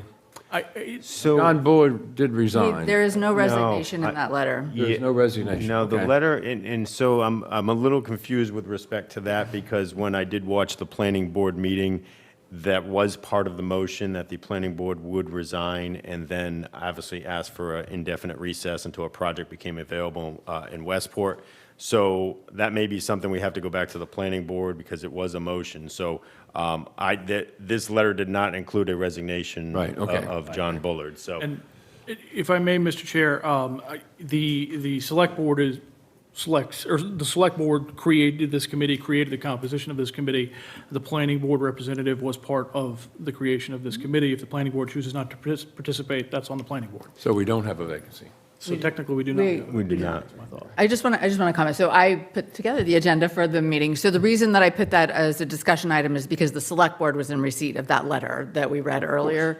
And I didn't put it on the agenda for the last Select Board meeting because I wanted this group to talk first. So I'm in support of your motion, your resolution there.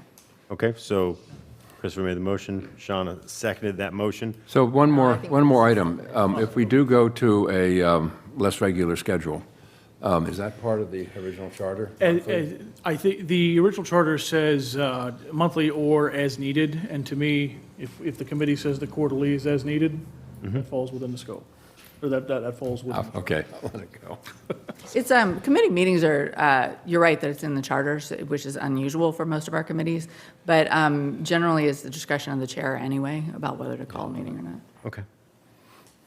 So the motion on the table would be to obviously you want to send a letter to. I'll just read it again. It resolved the Offshore Wind Advisory Committee encourages the Westport Select Board to make no alterations to the charter, scope, purpose, or term of the Offshore Wind Advisory Committee and requests that the Select Board take no action as to the composition of the committee. Perfect. And then Constance second that. So all those in favor? Aye. Any opposed? All right, it's unanimous. Abstain for a reason of waiting for a select board appointment. You've been waiting a while. Valid You might have done something wrong. There's a reason. Did you send a letter to the Select Board? Well, we had an appointment. We had somebody that was appointed. Oh, And right. he's But you not- haven't. Not well, so, Okay. yeah. All right. All right, so the next order of business, back to the meeting. Do we want to do, So, yeah, I have a suggestion, that if we do move more toward quarterly meetings, that we do avoid July and August because of vacations. And I will be gone the second half of July, for example. okay. But, we could meet in June and then in September. That would be my suggestion here. I know June is only 2 months, not 3, but given vacations, I would recommend June and September. I feel very strongly that we need to have a meeting in the middle of the summer because that's when our summer residents are here. So I don't know if that could be the end of June but I think July would be a good time to have that meeting.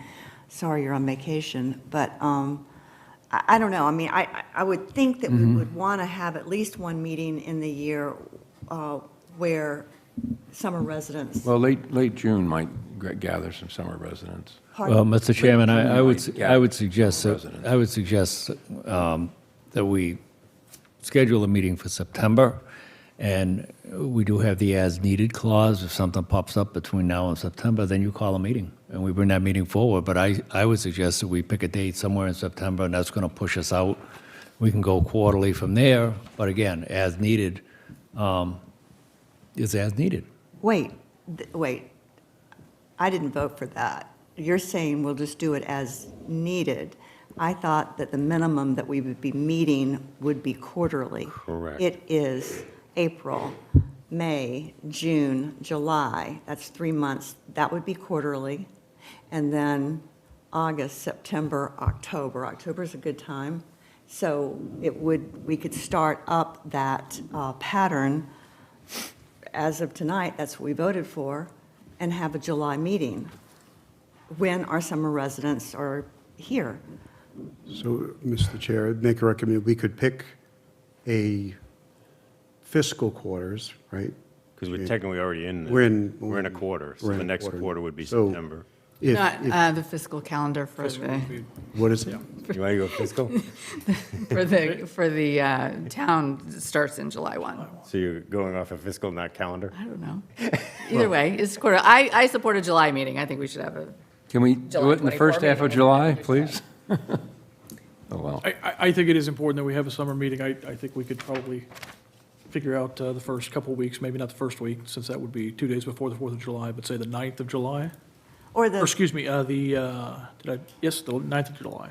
well, Thursday would be the 10th. We've been Oh, meeting I on thought that was a Thursday, so the 10th, excuse me, the 10th of Or July. the next, the 10th or the 17th. I would 10th or recommend the 17th, 17th or the 24th. that's fine. Okay, I won't be here. Okay. We'll miss you. You'll miss me, okay, thank you, You can Counselor. watch it. So July 10th meeting, do we want to share agenda items for the July 10th meeting before we adjourn? Because I don't have anything technically off the top of my head that we'd be addressing. Why don't we schedule it, and then see, there are going to be items that are going to come up that let's think about it. We don't need an agenda today, Okay. tonight. I thought Christopher, May I have a moment, the microphone? Sure. Thank you very much. I thought Christopher was going to present on the bills that he had. We can speak on that in just a Yeah. moment. I appreciate that very much, Mr. Chairman, committee people, citizens all. Kevin, Michael, good presentations. My name is Eric Horgan. I live in Woods Hole. I'm a semi-retired biological oceanographer. I had a lab at the Oceanographic Institution, biological oceanographer. And I have since become a full-time capitalist, and I have a research and development company. So I'm working on, just for my own edification, I've been working on understanding the cause and effect versus correlation of wind farms, fisheries, and whales. By the way, happy National Right Whale Day. But I'm up here because of what you just said. You'd like to continue on with the educational things. So I'd love to talk with the committee offline to come back, perhaps in July, with a 20-minute, 30-minute presentation about whales, wind farms, and fisheries, and not necessarily in that order. Thank you. Look at that, we get an agenda item. So we can be in contact, I'll speak with you afterwards, we can share information, and then we can use that as an opportunity as well. I would personally very much like to hear what you have to say about that, and I would also really appreciate it if we could entertain having Robert Rand come in, who's done quite a bit of research on acoustics related to pile driving and seismic testing. It might be a really good combo. I'll add that to the list. One other thing we could consider is, Well, let's not make this a 4-hour meeting, Bill. so, for another meeting, is that there's, oil spill simulators that can, predict debris fields like you talked about, the wind, the different things. A Woods Hole, or someone must have one that's used to look at oil spills, which floating blade debris would follow, similar to the light oil. And potentially, we could have somebody look at each one of these wind turbine leases areas and look at the amount of oil in each one of the substations that are there, and look at a one-off scenario if one did have a catastrophic failure, what would happen, and do the modeling for different times of the year based on, currents during that time of year, to give some prediction of what we could see, not just for the summer, but winter, different seasons. Kevin, you said that there was an individual, Dr. Chen, that does that modeling. Is that something that? I'm sure he would be willing to come over and present. Okay. Here, put his model in the debris fields, anyway, I'm not sure. Okay. But maybe explain the modeling and see if there's something that we could, okay. That'd be fantastic. Yes, we don't have to put it. Not saying put them all together. Yeah. Well, for not having any agenda items, we now have a few agenda items, so I appreciate the input. If nobody has it, anyone have anything else? Well, I know Constance mentioned the Yep. bills that were submitted. I will just say, I know you mentioned them during the last meeting, and I appreciate that. Unfortunately, I was not able to be here for that meeting, but unfortunately, I think it's fair to say, not much moves up at Beacon Hill right now when it comes to a whole lot of things, but especially when it comes to the offshore wind thing. I do have some hope that the bill that is focused on an extended producer responsibility agreement may end up getting some more traction, but certainly, as I said, slow moving up there. So Okay. perhaps in July, I might have something to report. You never know. Appreciate it. All right, Motion to adjourn. anyone second that? Second. Everybody. All of those in favor? Aye. Aye. Opposed? Thank you very much, everyone. Have a good evening.